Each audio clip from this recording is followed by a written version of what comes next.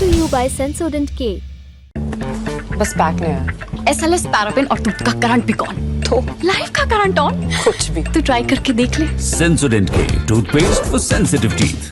पूजा खेडकर का केस तो आपको ध्यान ही होगा। उन पर आरोप है कि शारीरिक विकलांगता और जाति प्रमाण पत्र के कथित गलत इस्तेमाल से आईएएस की परीक्षा उन्होंने पास की। आईएएस की परीक्षा देने के लिए अपना नाम और उम्र उन्होंने अलग अलग बताया ताकि वो तय सीमा से अधिक बार परीक्षा दे सकें। संघ लोक सेवा आयोग यानी यूपीएससी ने क्रिमिनल केस किया और ट्रेनिंग देने वाले संस्थान Lal Bahadur Shastri national academy of administration, जिसको शॉर्ट फॉर्म में कहते हैं लबासना, उसने 23 जुलाई तक ट्रेनिंग सेंटर आने को उनको कहा, रिपोर्ट करने को कहा। पूजा वहां नहीं पहुंची।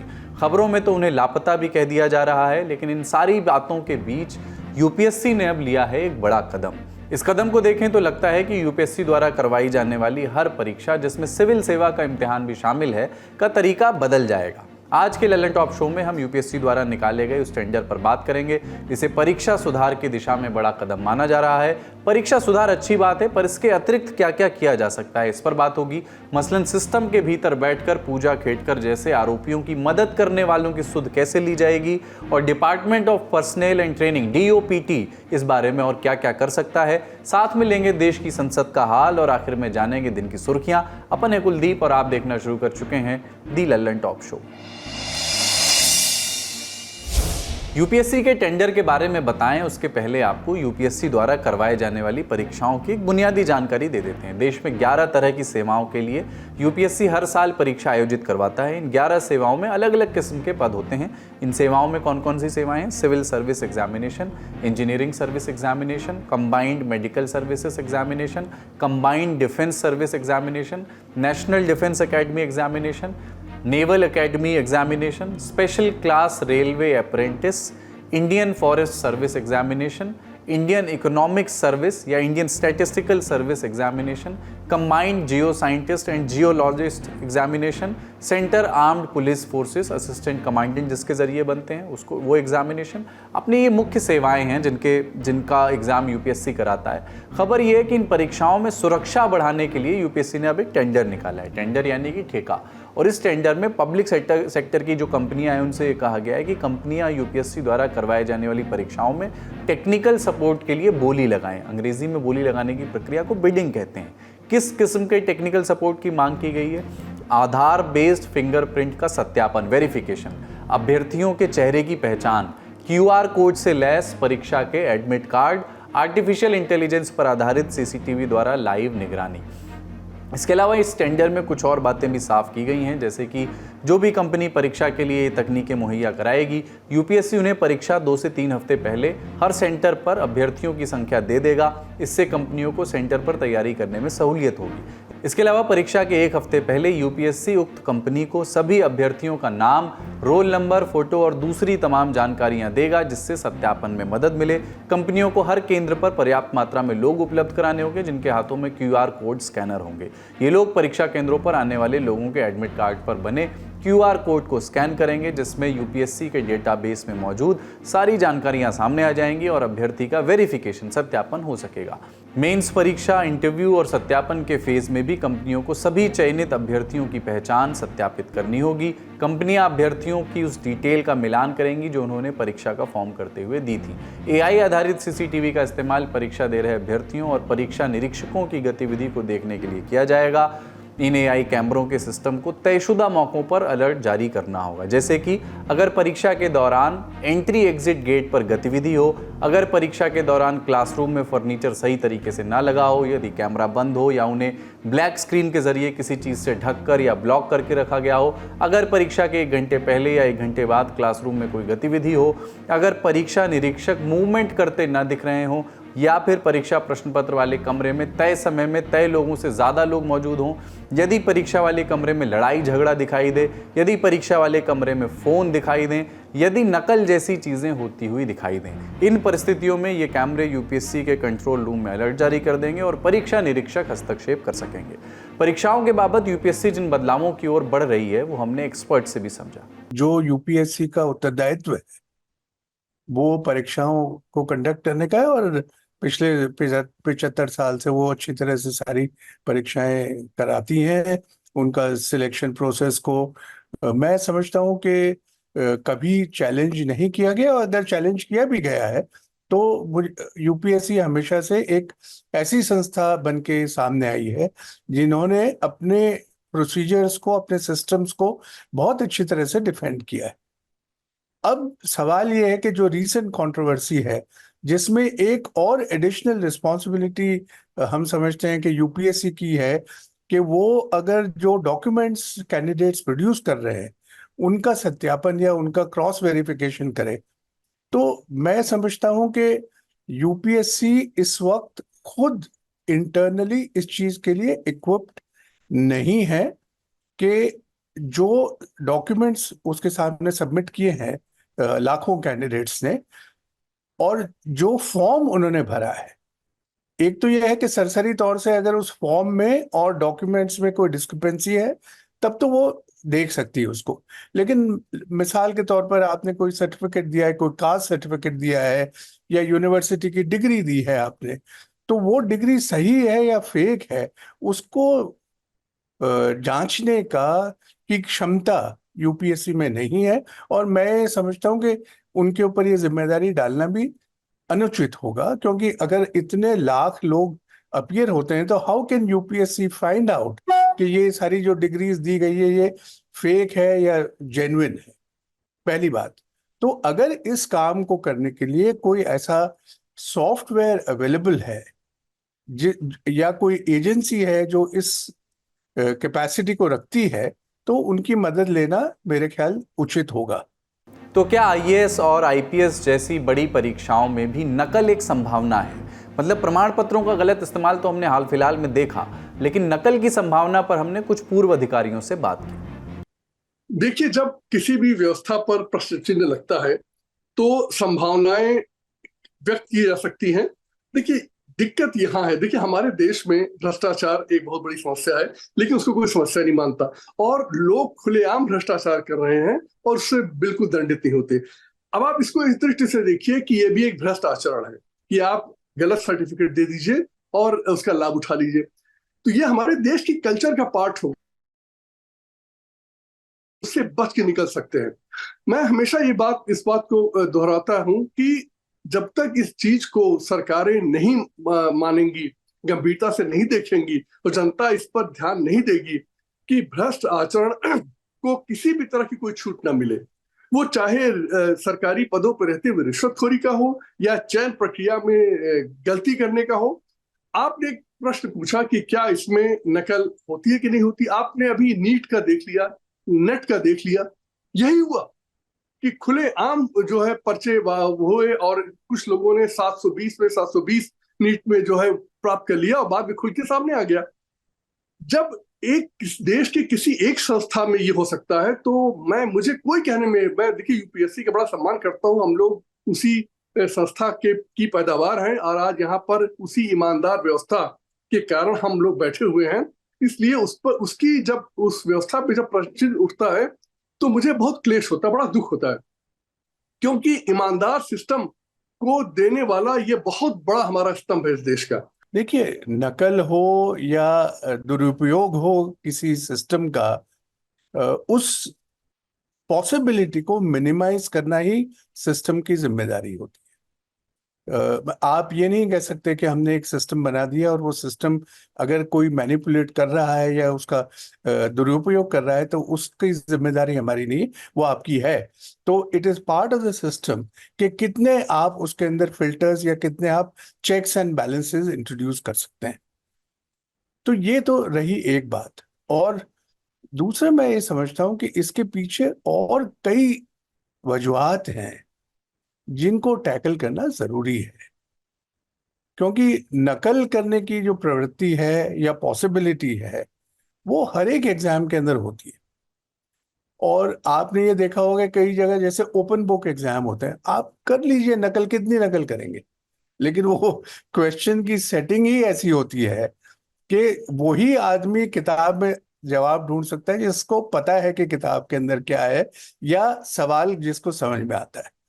तो ये जो कॉपीइंग करने वाली बात है, हमको ये समझना पड़ेगा कि क्यों ऐसा है कि हमारे देश में इतनी जबरदस्त होड़ लगी हुई है सरकारी नौकरियों के पीछे, और क्यों लोग अपने जीवन के 7, 8, 10 साल व्यतीत करते हैं एक सरकारी नौकरी को, क्लास 1 ऑफिसर्स अगर हम यूपीएससी की बात लें, तो उसको प्राप्त करने के लिए क्यों जिंदगी के 8, 10 साल खर्च करते हैं।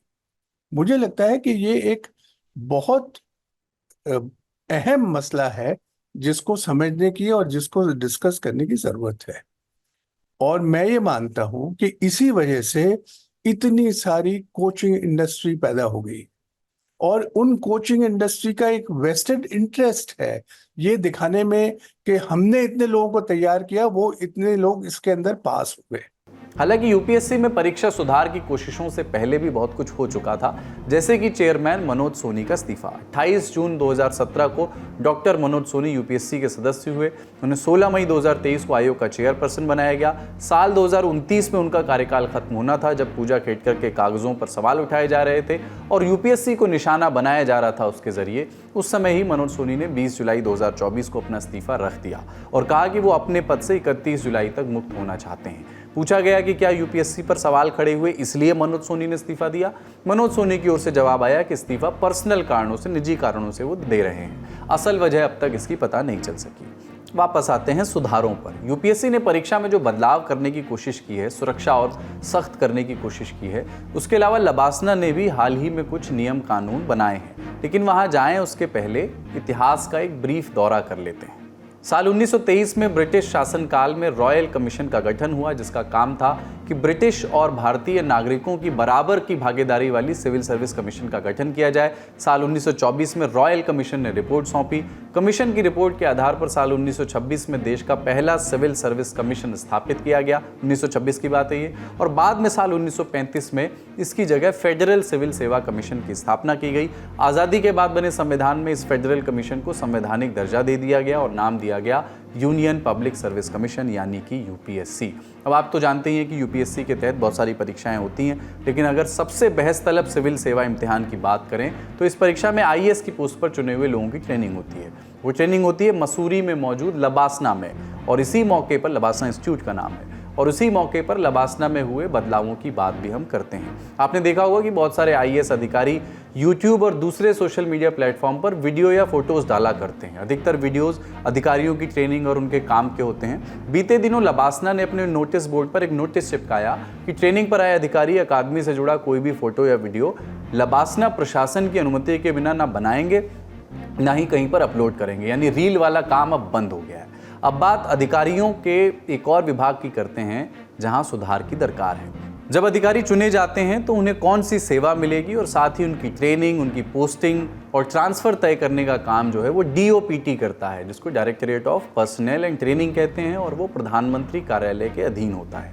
ऐसे में सवाल उठता है कि जब यूपीएससी और लबासना दोनों ही अपने स्तर से बदलाव कर रहे हैं, उस समय डीओपीटी क्या कर रहा है या क्या कर सकता है। इस बदलाव की सुध एक घटना से लेते हैं। Indian space research organisation ISRO में बतौर वैज्ञानिक काम करने वाले कार्तिक बंसल मस्कुलर डिस्ट्रोफी नाम की बीमारी से ग्रस्त हैं। इस बीमारी में मांसपेशियों में शक्ति नहीं रह जाती और शरीर को चलने के लिए व्हील चेयर का सहारा लेना होता है। इस कठिन बीमारी से जूझते हुए कार्तिक कंसल ने साल 2019, 2021, 2022 और 2023 चारों साल सिविल सेवा की परीक्षा पास की। चारों साल उनके रैंक कुछ इस तरह से थे। 2019 में 813 रैंक थी, 2021 में 271 रैंक थी, 2022 में 784, 2023 में 829। लेकिन डीओपीटी ने हर बार उन्हें किसी भी सेवा में नियुक्ति देने से इनकार कर दिया। शारीरिक विकलांगता के मस्कुलर डिस्ट्रोफी सेक्शन के तहत आरक्षण होते हुए भी उन्हें कोई भी सेवा आवंटित ये कह करके नहीं की गई कि वो सेवा के लिए ज़रूरी शारीरिक क्षमता नहीं रखते। साल 2023 की परीक्षा पास करने के बाद भी ऐसा हुआ तो कार्तिक कंसल ने सेंट्रल एडमिनिस्ट्रेटिव ट्रिब्यूनल CAT में डीओपीटी के फैसले को चुनौती दी है। उनके मामले की सुनवाई अगस्त में शुरू होगी। कार्तिक कंसल का केस देखने वाले पूर्व IAS अधिकारी संजीव गुप्ता कहते हैं कि कार्तिक के साथ भयानक अन्याय हो रहा है। साथ ही ये भी कहा उन्होंने कि यूपीएससी का जिम्मा तो परीक्षा करवाने का है, लेकिन डीओपीटी की जिम्मेदारियां भी बनती हैं। कार्तिक कंसल को 271 रैंक मिली थी 2021 के एग्जाम में। साधारणतः इस रैंक के आधार पर उनको सर्विस बिना आरक्षण के भी मिल रही थी। कार्तिक कंसल मस्कुलर डिस्ट्रॉफी के पेशेंट हैं जो व्हील चेयर पे हैं। 90% उनकी डिसेबिलिटी है एम्स के हिसाब से। और एम्स ने कहा है दोनों पैर, दोनों हाथ और मसल्स वीक हैं और साथ में मस्कुलर डिस्ट्रॉफी है। उसके आधार पर जो एक मैट्रिक्स बनी हुई है डीओपीटी की, उसके आधार पर अगर उनको आरक्षित पद के अगेंस्ट भी देखते तब भी उनको इंडियन रेवेन्यू सर्विस कम से कम मिलनी चाहिए थी, क्योंकि आईएएस में उनसे एक ऊपर एक रैंक एक आदमी था, तो शायद उसको आईएएस दे दिया, उसके बाद इसको मिलना चाहिए था। उसने Indian revenue service income tax दिया था और Indian revenue service customs and indirect taxes दोनों उसने ऑप्शन दिया था, जिसमें जो फिजिकल रिक्वायरमेंट है उसमें एक होता है फंक्शनल क्लासिफिकेशन, एक होता है फिजिकल रिक्वायरमेंट। फिजिकल रिक्वायरमेंट उसमें है S means sitting, S E means seeing, R W means reading writing and then C means communication, oral communication.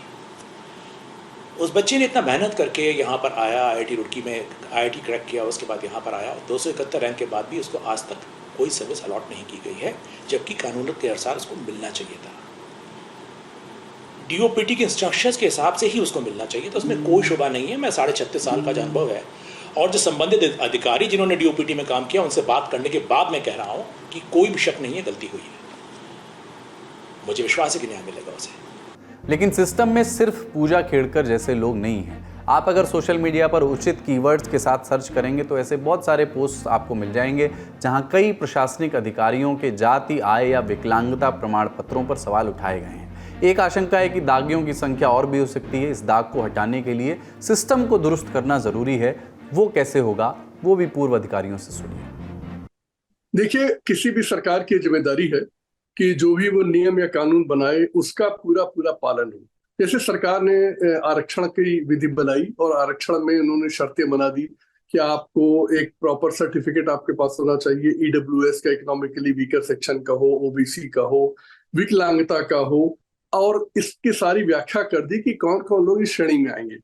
अब इन चीजों की जब इतनी क्लैरिटी है, इस पर इतनी स्पष्टता है सरकार के नियमों में, जैसा कि मैं मानता हूं बिल्कुल है, तो उसका पालन हो रहा ठीक से कि नहीं हो रहा, ये सरकार की जिम्मेदारी देखने की है। इसलिए ये आज जो भी माहौल आज बना हुआ है देश में कि कुछ लोगों के सर्टिफिकेट के बारे में विवाद खड़ा हुआ है, विकलांगता के बारे में काफी विवाद खड़ा हुआ है, और इकोनॉमिकली वीकर सेक्शन न होते हुए भी उसका प्रमाण पत्र देकर उसका लाभ उठाने के बारे में काफी सवाल खड़े हुए हैं। तो अब ये नैतिक जिम्मेदारी सरकार की बनती है कि इस पूरे मामले में की तह तक जाए और इस पूरे के पूरे इशू को, इसकी सच्चाई को जनता के सामने रख दे। इसके लिए करना क्या होगा, जो मेरे विचार से ये ईडब्ल्यूएस के जो है प्रमाण पत्र और विकलांगता, ये दो मामले काफी खुल के आ रहे हैं सामने। इसलिए जितने भी लोगों ने पिछले 8-10 सालों में ये शुरू हुआ है, इससे पहले था भी नहीं ये, तो पिछले 8-10 सालों में जितने भी लोग चयनित हुए हैं उनकी एक विधिवत परीक्षण कराया जाना, विकलांगता के बारे में उनको मेडिकल बोर्ड के सामने में ले जाना और ईडब्ल्यूएस के बारे में जिला कैरेक्टर्स के से पूछकर असली जिसे कहते हैं जो सच्चाई उसको ज्ञात कर लेना, ये सरकार की जिम्मेदारी है। और अगर ये सरकार ऐसा नहीं करती तो आप विश्वास मानिए सरकार के जो जिसे कहते हैं आगे आने वाले समय में बहुत से लोग उसका दुरुपयोग भी करेंगे, और जो चयन प्रक्रिया जो सबसे सर्वोच्च सेवा है उसकी चयन प्रक्रिया पर बहुत बड़ा प्रश्न चिन्ह लग गया है और लग जाएगा आगे भी, जो दुर्भाग्यपूर्ण होगा इस पूरे देश के सरकार और शासन के लिए। और अब प्रश्न का आकार थोड़ा बढ़ाते हैं। यूपीएससी सिविल सेवा के अलावा भी कई परीक्षाएं आयोजित करता है। डॉक्टर, इंजीनियर, सैन्य अधिकारी, पुलिसकर्मी, टैक्स इंस्पेक्टर जैसी भर्तियां होती हैं। इन सेवाओं में बस यूपीएससी की परीक्षा शैली में बदलाव करके काम हो जाएगा या कुछ और सुधार भी चाहिए होंगे? सुनते हैं उन पत्रकारों को जो इस पूरे तंत्र पर लगातार रिपोर्ट कर रहे हैं। कुछ रिफॉर्म्स की जरूरत है। सोशल मीडिया पर रोज एक नया केस देखने को मिलता है जिसमें कैंडिडेट्स ने फेक सर्टिफिकेट्स दिए हैं और उन्होंने मतलब उसके ऊपर अपनी सर्विस ले ली है। और फिर हम कुछ ऐसे केसेस देखते हैं जो डिजर्विंग कैंडिडेट्स हैं, जो जिन्होंने 4 बार एग्जाम पास किया, जैसे कि कार्तिक कंसल का एक केस है, उनको मस्कुलर डिस्ट्रॉफी से वो अफेक्टेड हैं और एक बार तो उन्होंने 271 रैंक भी लेके आए, जो कि बहुत हाई रैंक होती है। उसके बावजूद भी डीओपीटी उनको सर्विस एलोकेट नहीं करता है। थक हार कर वो कैट जाते हैं। कैट में डीओपीटी कहता है कि इनको सेरिब्रल पाल्सी है, जबकि उनको मस्कुलर डिस्ट्रॉफी है, जो कि अलाउड है, मतलब benchmark, people with benchmark disabilities का।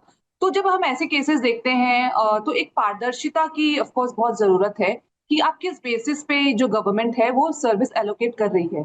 और ये जो रिफॉर्म्स और ये जो मतलब रिफॉर्म्स हैं, ये सिर्फ यूपीएससी तक ही सीमित नहीं होनी चाहिए। यूपीएससी ने तो एक स्टेटमेंट निकाल दिया पूजा घेटकर के इशू पे कि हम इस पे क्रिमिनल केस कर रहे हैं और हम इनका शो कॉज नोटिस वगैरह दिया है। पर ऐसे और भी कैंडिडेट्स हैं जिन्होंने मिसयूज किया हुआ है, तो उनके ऊपर ना तो यूपीएससी ने अभी तक कुछ कहा है ना डीओपीटी ने कुछ कहा है। और डीओपीटी जो है वो सीधा सीधा प्राइम मिनिस्टर ऑफिस के अंडर काम करता है, तो उनका जो कंडक्ट है वो अबव बोर्ड होना चाहिए, हर मानक पर वो खरे उतरने चाहिए।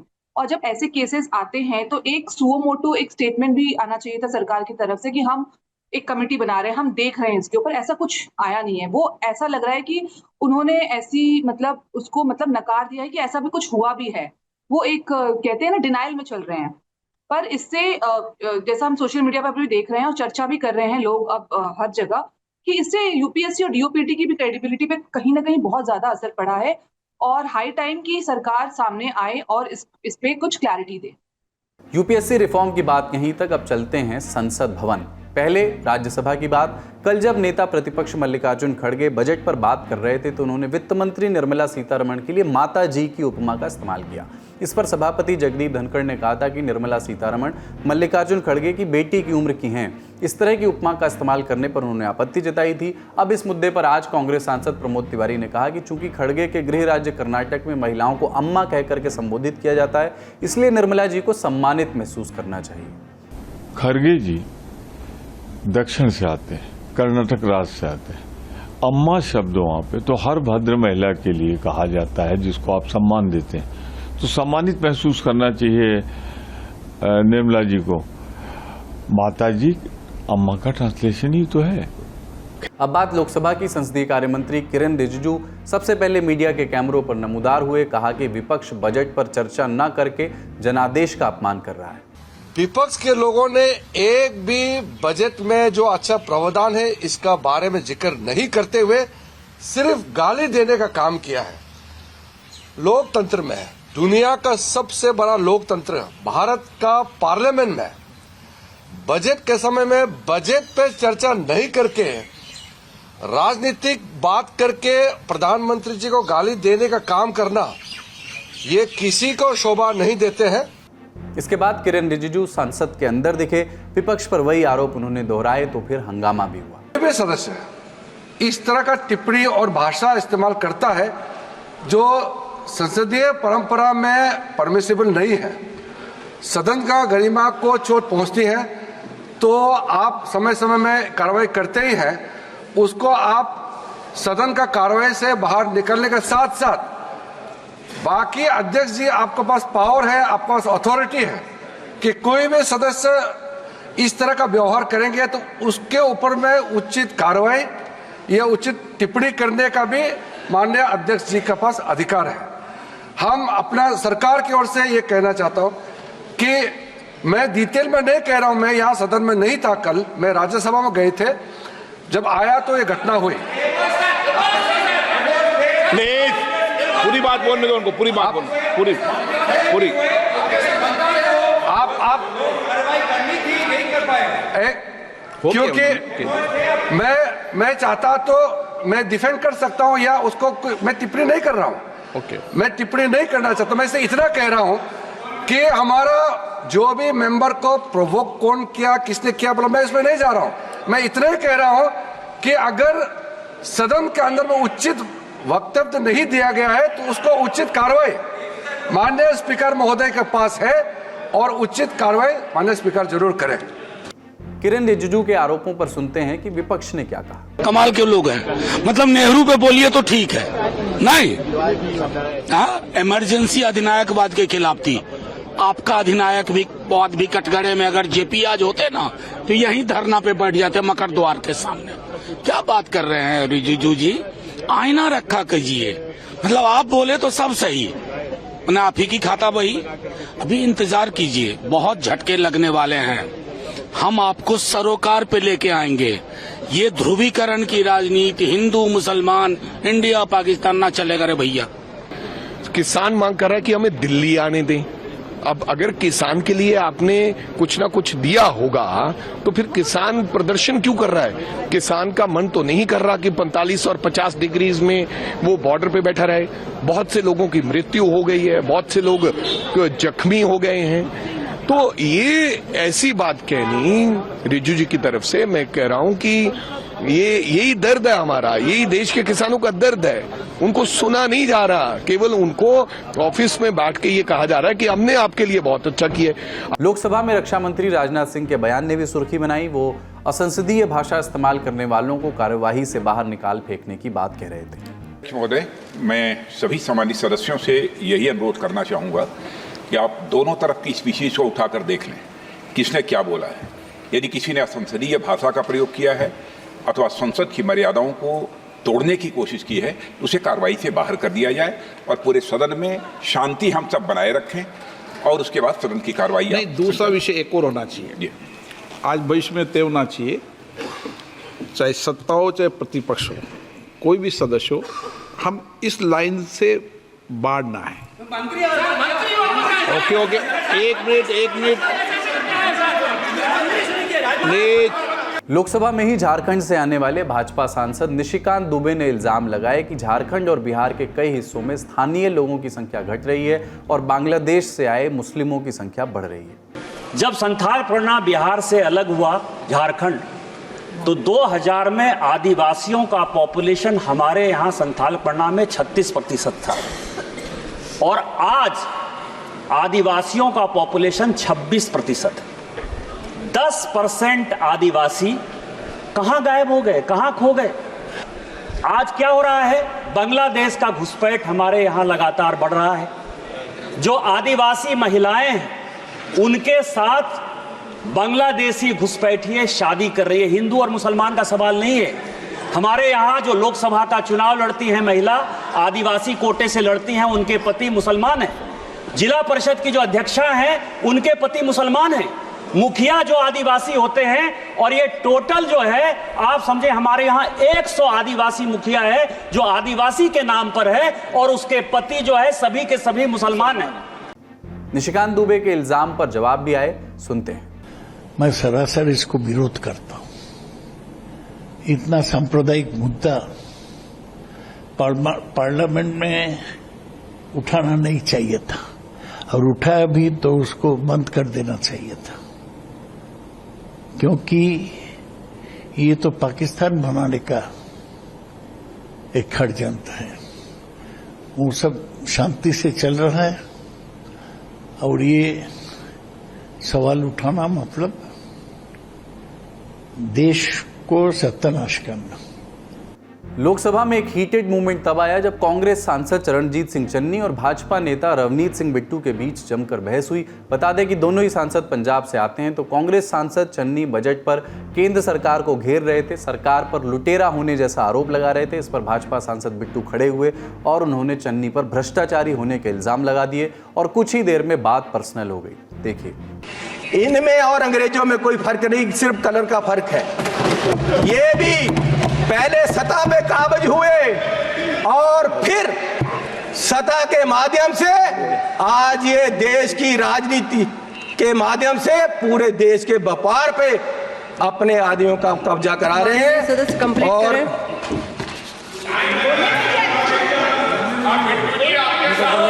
मैं बस एक बात करके बोलिए माननीय चेयरमैन जी, कोई बात नहीं, बैठ जाओ।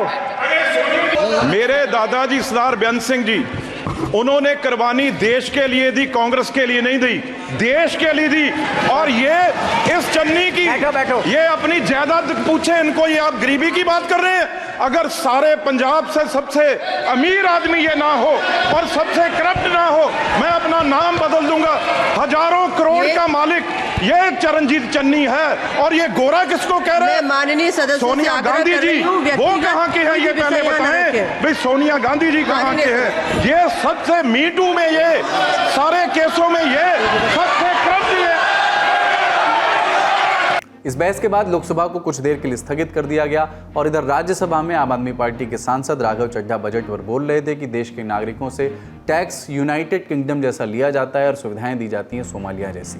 संसद में इसके अलावा भी बहुत कुछ हुआ, उसकी सुध हमने अपने संसद से जुड़े शो संसद में आज में ली है। आप देखना चाहें तो शो का लिंक जो है वो डिस्क्रिप्शन बॉक्स में मिल जाएगा।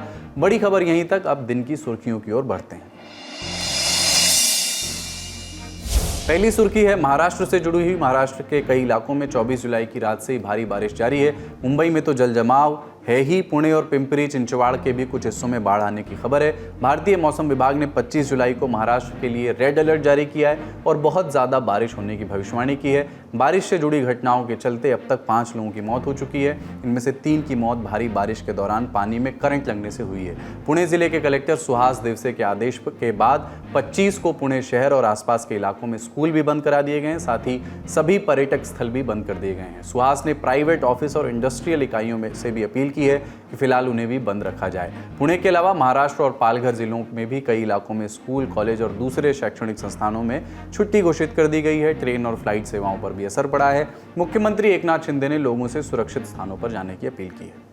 अगली सुर्खी दिल्ली से। दिल्ली एक्साइज पॉलिसी केस से जुड़े मनी लॉन्ड्रिंग मामले में दिल्ली के मुख्यमंत्री अरविंद केजरीवाल फिलहाल जेल में ही रहेंगे। दिल्ली की राउज एवेन्यू कोर्ट ने सीबीआई वाले मामले में केजरीवाल की न्यायिक हिरासत को 8 अगस्त तक के लिए बढ़ा दिया है। इसके अलावा ईडी वाले मामले में आप नेता मनीष सिसोदिया और बीआरएस के नेता के कविता की न्यायिक हिरासत 31 जुलाई तक बढ़ा दी गई है। अगली सुर्खी राष्ट्रपति भवन से। राष्ट्रपति द्रौपदी मुर्मू ने गुरुवार को राष्ट्रपति भवन के 2 हॉल का नाम बदलने का ऐलान किया। अब से दरबार हॉल को गणतंत्र मंडप और अशोक हॉल को अशोक मंडप नाम से जाना जाएगा। इसे लेकर के राष्ट्रपति सचिवालय की तरफ से प्रेस रिलीज जारी की गई है।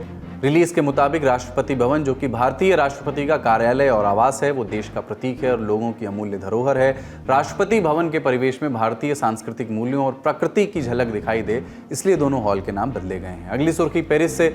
ओलंपिक शुरू हो चुका है। 25 जुलाई को महिला तीरंदाजी के रैंकिंग राउंड की शुरुआत हो चुकी है और इस राउंड में भारत की महिला तीरंदाजी टीम ने 1983 पॉइंट्स हासिल करके सीधे क्वार्टर फाइनल में जगह अपनी पक्की कर ली है। भारतीय तीरंदाज अंकिता भगत ने सीजन का बेस्ट परफॉर्मेंस दिया और वो 666 पॉइंट्स के साथ 11वें नंबर पर रहीं। भजन कौर 659 पॉइंट्स के साथ 22वें और दीपिका कुमारी 658 पॉइंट्स के साथ 23वीं पोजीशन पर रहीं। आज के ललन टॉप शो में इतना ही। अपना और अपनों का ख्याल रखिए। देखते रहिए दी ललन टॉप। शुक्रिया। शुभ रात्रि।